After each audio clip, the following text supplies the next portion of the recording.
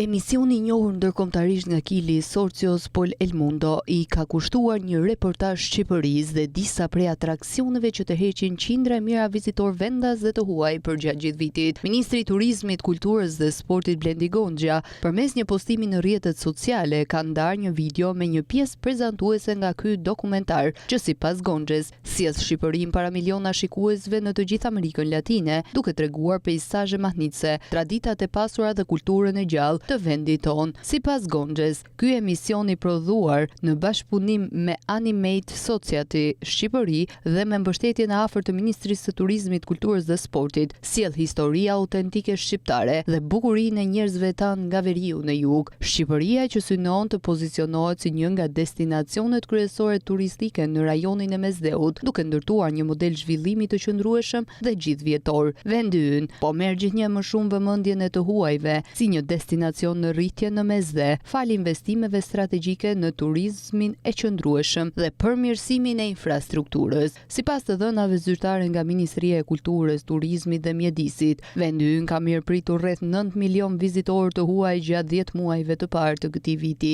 rreth 500.000 më shumë se e njëjta periudhë me vitin 2024. Të dhënat të tjera tregojnë se 94% të huajve vijnë nga kontinenti evropian. Brenda këtij kontinenti, Europa Jugore zë vendin kryesor me 70% të hyrjeve, duke u ndjekur nga Evropa Perëndimore dhe ajo qendrore lindore, secila me nga 11%.